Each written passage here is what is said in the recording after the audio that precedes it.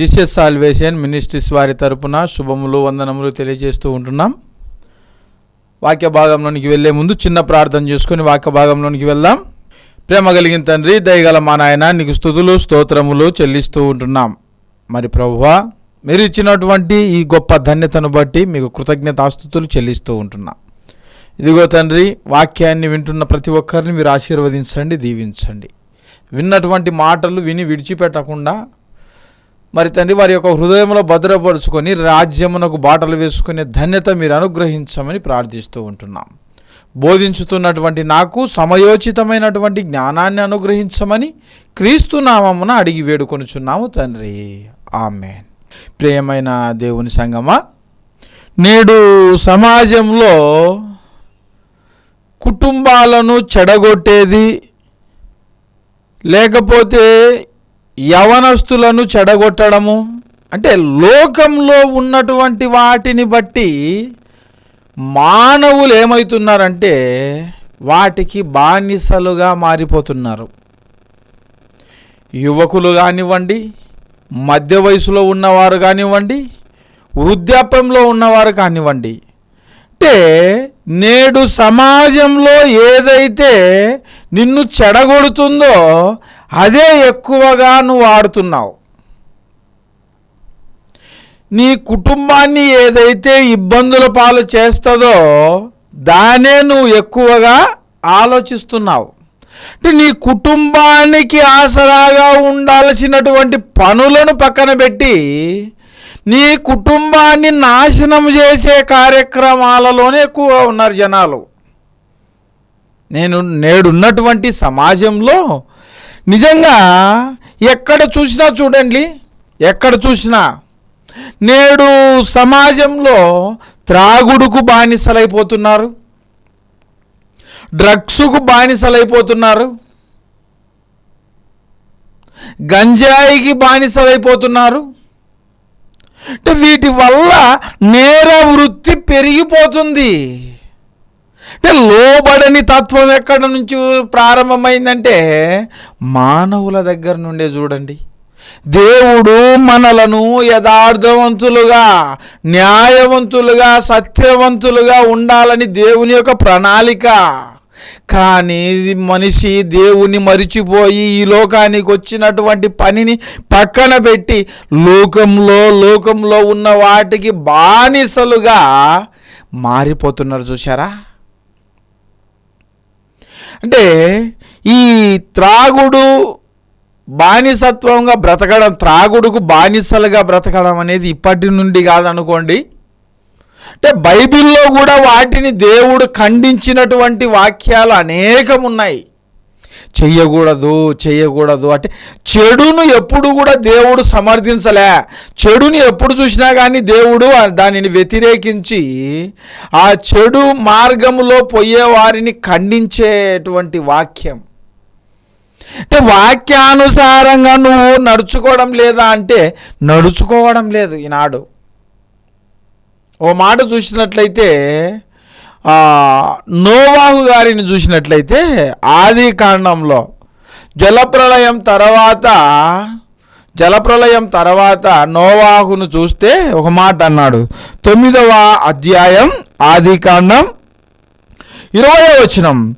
నోవాహు వ్యవసాయమునారంభించి ద్రాక్ష తోట వేసెను. ఏం చేశాడంట?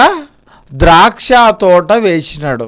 వ్యవసాయం చేయడము ప్రారంభం చేసి ద్రాక్ష తోటను వేసినాడు. వ్యవసాయములో అక్కడ ఏం పండుతాయి అన్నప్పుడు ద్రాక్ష పండుతుంది కాబట్టి ద్రాక్ష తోట వేశాడు. ద్రాక్ష తోట వేసిన తర్వాత వచ్చిన చక్కటి మాట రాయించాడు. పిమ్మట ద్రాక్షారసము త్రాగి మత్తుడై తన గృహంలో వస్త్రహీనుడుగా ఉండెను.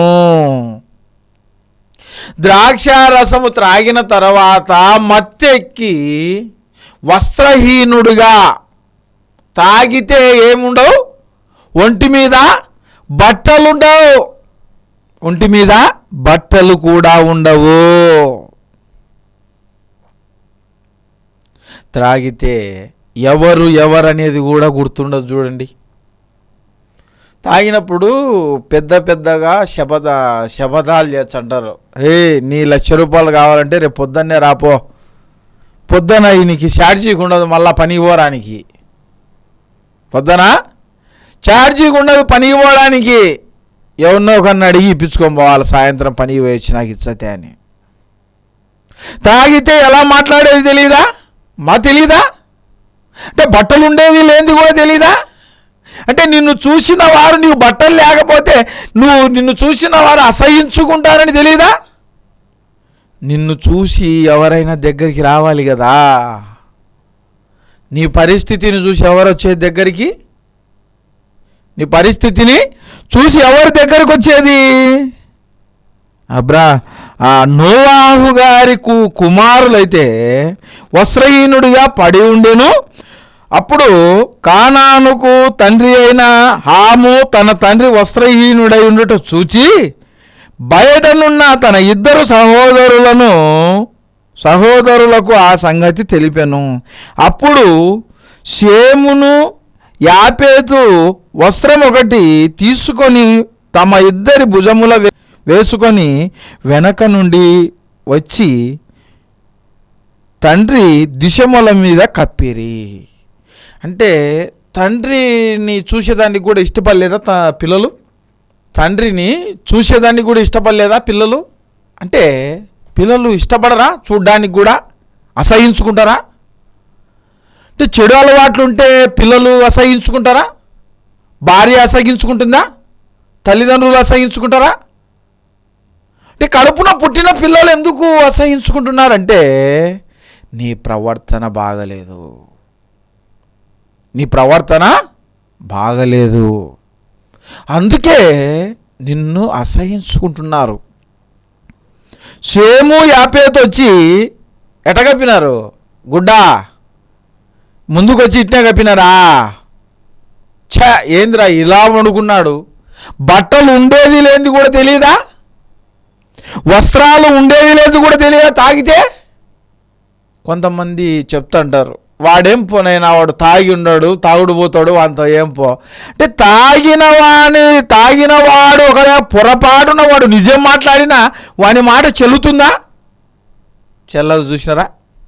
వాడు మాట్లాడేది నిజమైనా వాని మాట చెల్లదు.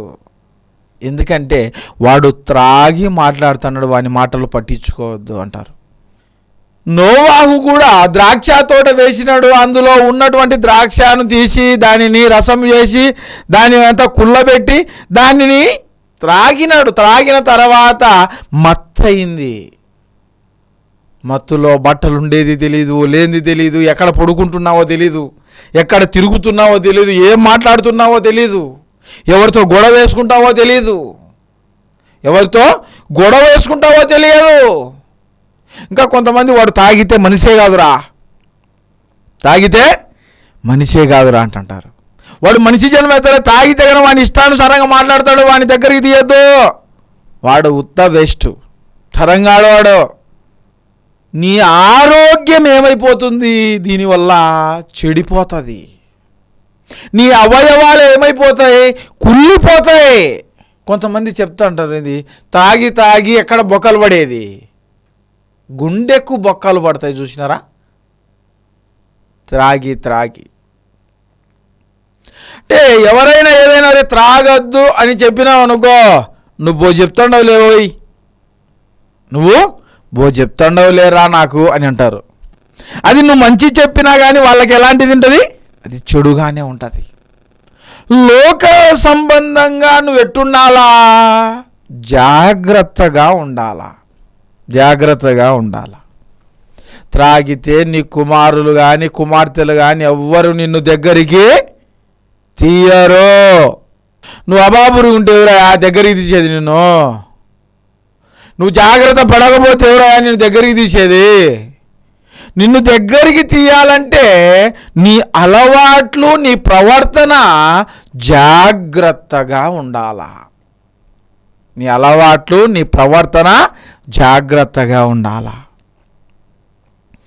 జాగ్రత్తగా లేకపోతే ఇంకో మాట అన్నాడు. ఆదికాండం 19వ అధ్యాయం మనం లోతును చూసినట్లయితే తెలుస్తుంది. లోతు గారిని చూస్తే అర్థమవుతుంది. చూడండి, త్రాగితే ఎలా ఉంటుంది అంటే త్రాగడం వలన మతి ఉండదుగా. 19వ అధ్యాయం 30వ వచనం. 19వ అధ్యాయం 30వ వచనం. లోతు సోయారులో నివసించుటకు భయపడి తన 2 కుమార్తెలతో కూడా సోయారు నుండి పోయి పర్వతమందు నివసించను. అతడు అతని 2 కుమార్తెలు ఒక గృహలో నివసించిరి. అట్లుండగా కుమార్తెలు అక్క తన చెల్లెతో, మన తండ్రి ముసలివాడు, సర్వలోక మర్యాద చొప్పున మనము పోవుటకు లోకములో ఏ పురుషుడు లేడు. మన తండ్రికి ద్రాక్షారసము త్రాగించి అతనితో శయనించి మన తండ్రి వలన సంతానము పొందుదామని రమ్మని చెప్పాను. చూడండి, ఎటువంటి ఆలోచన చూడండి. తండ్రికి ఏం చేయాలా? ద్రాక్షారసము త్రాపితే ఏమవుతుంది? మతి స్థిమితం లేకుండా పడిపోతాడు. తర్వాత మనం తండ్రితో శయనించి తండ్రితో పాపము చేసి పిల్లలను గందాం. అంటే త్రాగితే ఏం గుర్తుండదా? త్రాగితే ఏం చేసినా గుర్తుండదా? త్రాగుడు పాపానికి చిహ్నంగా నిలబడిందా? పాపము నిన్ను పట్టుకుంటుందా త్రాగుడు వలన? అంటే నువ్వు జాగ్రత్తగా లేకపోతే పడిపోతావు. అంటే పడిపోతావు, చెడిపోతావు. నువ్వు చెడిపోకుండా జాగ్రత్తగా ఉండాలా. కుమార్తెలు అంటున్నారు, మన తండ్రికి మనము మద్యము తాపుదాము, ద్రాక్షారసము త్రాపుదాము. తర్వాత 33వ వచనంలో చక్కటి మాట. ఆ రాత్రి వారు తండ్రికి ద్రాక్షారసము త్రాగించిన తర్వాత అతని పెద్ద కుమార్తె లోపలికి వెళ్ళి తండ్రితో శయనించను. కానీ ఆమె ఎప్పుడు శయనించనో ఎప్పుడు లేచనో అతనికి తెలియదు. తర్వాత చిన్న కుమార్తె కూడా శయనించింది. అతనికి ఎప్పుడు శయనించిందో ఎప్పుడు వచ్చిందో కూడా అతనికి గుర్తు లేదు. జ్ఞాపకం ఉండదు. త్రాగితే ఏమి గుర్తు ఉండదు. ఇంకా త్రాగితే ఏమీ జ్ఞాపకము ఉండదు. త్రాగుడుకు దూరంగా ఉండండి. ఇప్పటికైనా సిగ్గు తెచ్చుకోండి. దేవుడు ఇవన్నీ ఎందుకు రాయించినాడంటే మన బ్రతుకులు పతనం కాకుండా కాపాడేదానికి ఇవన్నీ రాయించినాడు. మనకు సిగ్గు ఉండాలని రాయించినాడు ఆయన. మనం సిగ్గు తెచ్చుకొని బతకాలని. పిల్లలకి ఏం చెప్తారు తల్లిదండ్రులు? తండ్రి ఏం చెప్తాడు? రే రాజా దాపో, ఒక 4-5 ఏళ్ళకల్లా బీడీలు దాపో, సిగరెట్లు దాపో అని చెప్తాడు. ఈడు 10 సంవత్సరాలు వచ్చేటప్పుడు ఈడు సిగరెట్లు బీడీలు తాగుతుంటాడు.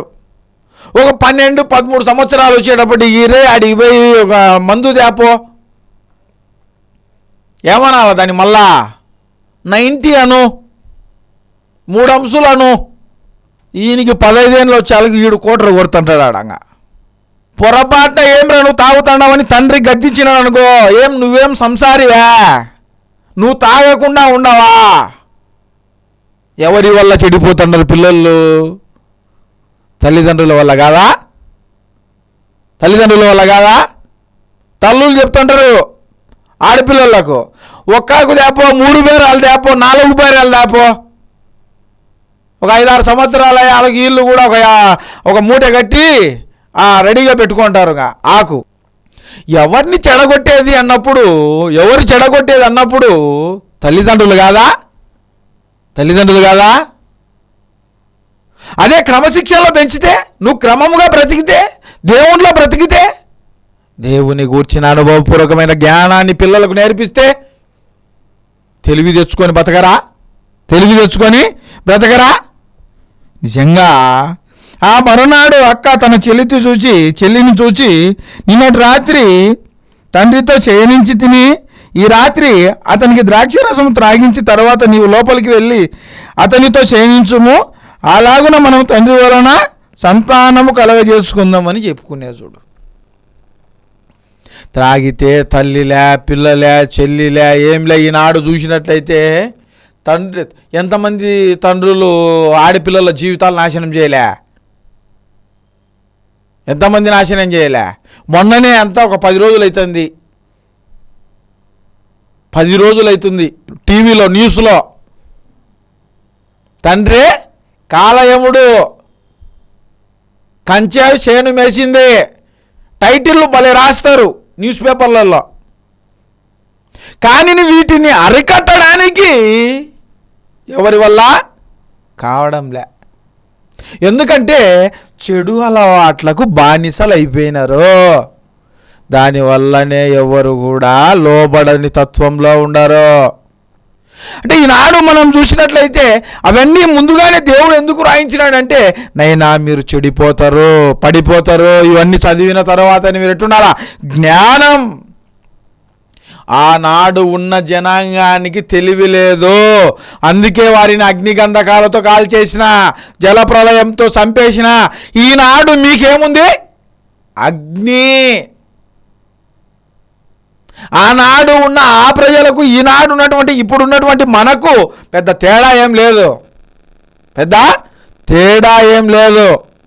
అప్పుడు ఏ విధంగా అయితే పాపములో ఉన్నారో, అప్పుడు ఏ విధంగా అయితే చెడిపోయి ఉన్నారో, పడిపోయి ఉన్నారో, ఈనాడు ఉన్నటువంటి జనము కూడా పడిపోయి ఉన్నారు, చెడిపోయి ఉన్నారు.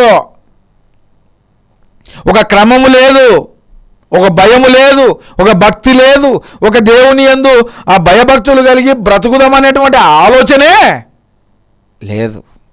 చిన్నపిల్లలు, పశువులు తోలుకొని పోయే పిల్లలు కూడా తాగుతుంటే ప్రపంచం ఎప్పుడయ్యా బాగుపడేది?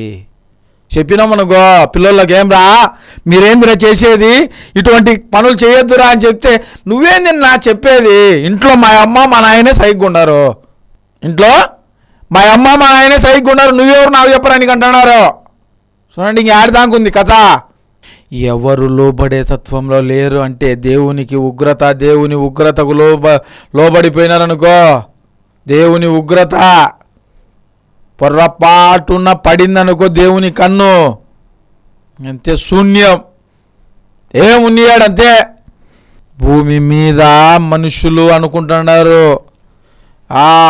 సంపాదించుకుంటున్నాం, తింటున్నాం, త్రాగుతున్నాం అని.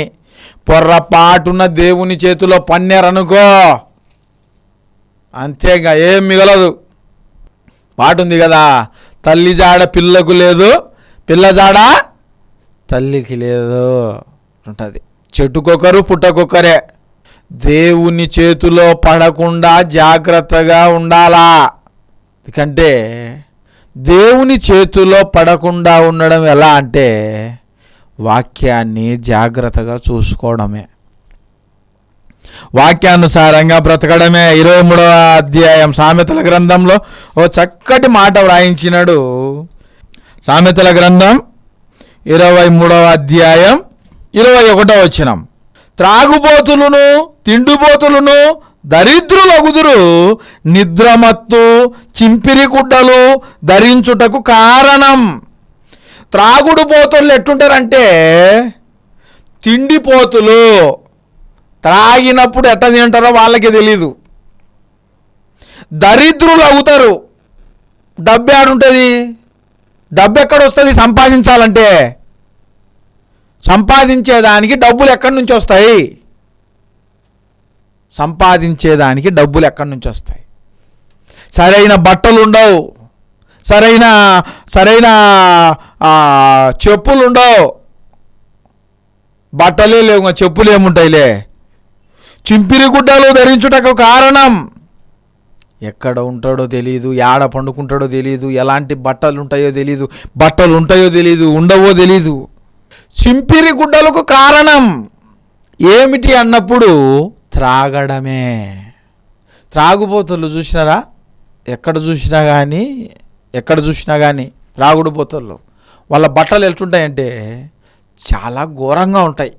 వీటన్నిటిని చూసిన తర్వాత వారికి పుట్టినటువంటి పిల్లలు దగ్గరికి తీస్తారా? ఎవరైనా దగ్గరికి తీస్తారా?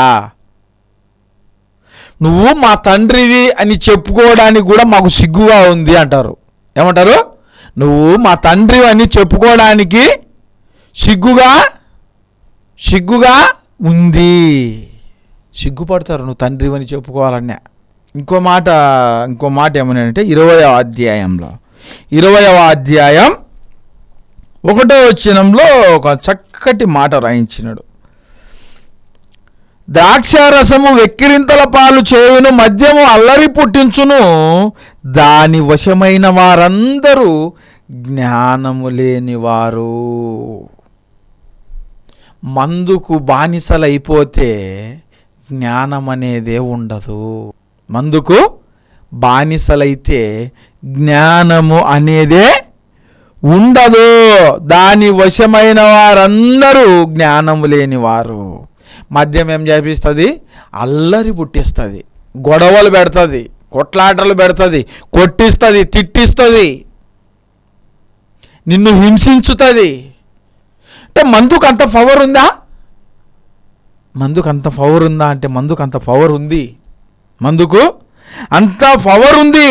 ద్రాక్షారసము వెక్కిరింతల పాలు చేస్తుంది అన్నాడు. ద్రాక్షారసం ఏం చేస్తుంది? వెక్కిరింతల పాలు. దారిలో నువ్వు త్రాగి నడుచుకుంటా పోతానేమనుకో, ఈ సైడుకు ఒక కాలు ఈ సైడుకు ఒక కాలు వేసుకుంటా పోతుంటావు అనుకో, చూసిన వాళ్ళు ఏమనుకుంటారు, అబ్బా ఏందిరా రొంతే తాగినాడే, ఏం పోయి రొంతే తాగినావు, ఇంకొక కోటర్ ఎత్తద్దు, లేకపోతే ఇంకో ఫుల్ బాటిల్ తాగద్దు అంటుంటారు. ఎగతాళి. బా పలానొల్ల కుమారుడు బా ఎంత చక్కగా తాగి ఎంత స్ట్రైట్గా నడుచుకుంటూ పోతున్నాడు, ఎంత గర్వకారణం తండ్రికి. తండ్రి చెప్తుంటాడు, మావాడు రాత్రి 11కు 12కు వచ్చాడు అంటే ఏం నైనా ఏం మామా ఏం ఆ టైంలో రావడమే అన్నారు అనుకో, మా వానికి రొంత మందు తాగి అలవాటు ఉంది, నేనంటే భయం మా వానికి, నేనంటే భయం మా వానికి. ఎన్ని గంటలకు వచ్చేది? రాత్రి 12కా. నేనంటే భయం మా వానికి, నేను కనపడితే గనా అంటే సైడ్కు పోయి సిగరెట్ తాగుతాడు.